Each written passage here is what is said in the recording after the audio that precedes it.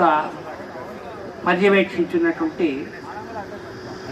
సోదరులకు నమస్కారం. మన పిరమిడ్ సిస్టంలో లాగానే రామచంద్ర మిషన్లో కూడా ధ్యానం అనేటటువంటి ప్రక్రియ నిరంతరం కొనసాగుతుంది. అయితే ధ్యానం వస్తువుగా దేన్ని తీసుకుంటున్నాం అనేటటువంటి దగ్గరనే కాస్త మనం ఆలోచించుకుంటున్నాం. పరమాత్మ